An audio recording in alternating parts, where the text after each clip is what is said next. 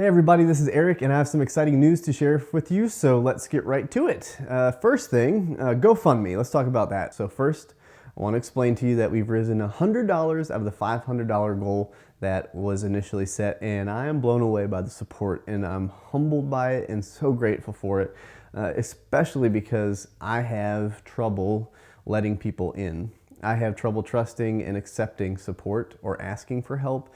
So to be vulnerable and put it out there and to receive $100 out of the 500 goal within a week, it blows me away and it's a big deal. And I don't want you to ever think that it's not, because as a veteran, and I'm sure other people can relate, but I'll speak to the veterans.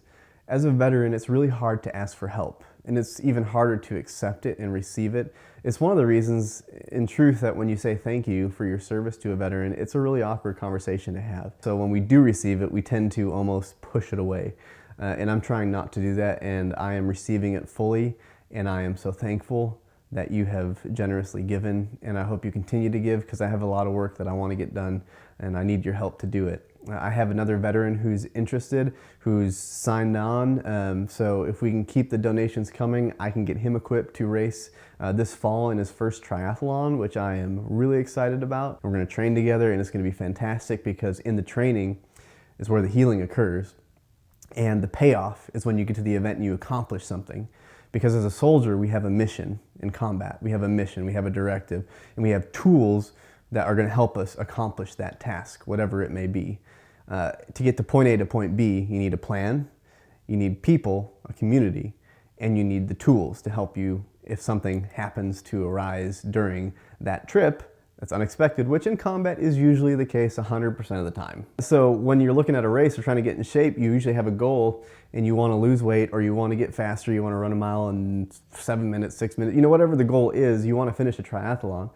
And I used to say that, and I, for years, never did it. And it comes to my understanding now that the realization is I didn't do it because I didn't have a way of actually achieving it. I didn't have the gear, I didn't have the money to throw at a race fee, which, a cycling event, 35 bucks, a triathlon, 70.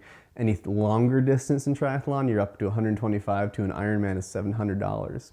When you can't understand how you're going to be able to afford to do something, there's nothing that allows you to then take the steps to do so. I mean, there is, but as a veteran, I can tell you, when you don't have those things in place, it's real scary.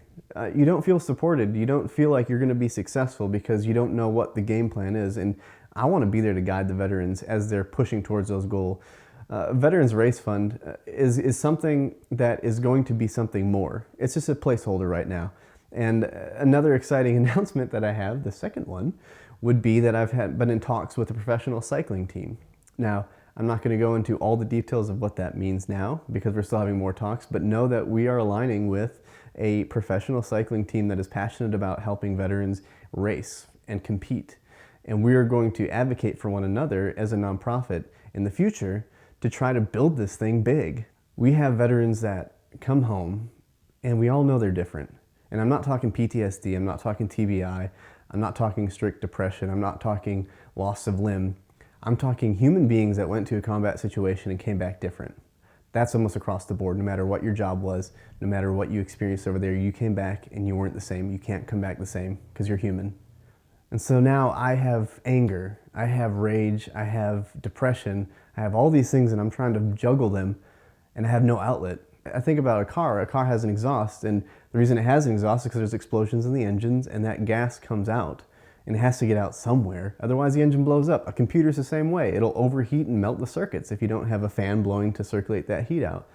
We don't have an emotional outlet, we explode, we melt down, we can't function. And then I'm sitting here trying to get better, and then I'm listening, hey, all right. Ugh. So just to show you how much real life this is, my little girl here came in from playing and wanted to be with her daddy. And as a dad, it's hard because I'm not always there for her. And hearing her talk to her mama when she's getting put into bed after I put our little 1-year-old to bed, and walking past the door and hearing conversations that they're having as a 4-year-old kid. Why is dad so mad? Why doesn't he always play with me? That's hard to hear because you realize that this impacts more than just me. It impacts my little girl, doesn't it? Yeah. And I'm sorry. And I'm working really hard to get better for her so I can be the daddy that she deserves. And other veterans can do that too. And I want to help them because they're worth it. We're all worth it. My little girl's worth it. She's worth the effort. She's worth the fight. My wife is worth it. Mama's worth it, isn't she? Yeah.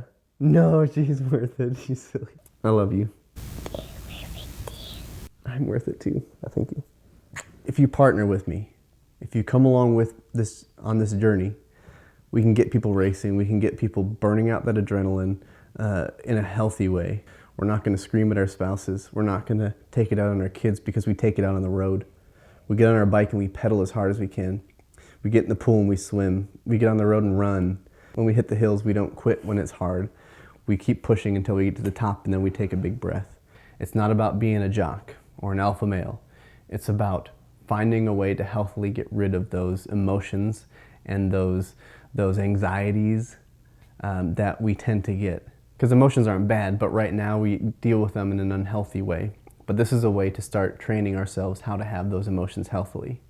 And I've always found that after I get done with a run or a good bike ride, I'm a better human being. So just from that point alone, it's worth it. That's all for now. So there's going to be more information coming. Check out the blog, check out the Facebook page, like it so you don't miss anything. And I'll have plenty of information and exciting things to come in the future. So that's all for now, and we'll see you next time. Bye. Bye. Bye. See you next time. See you next time.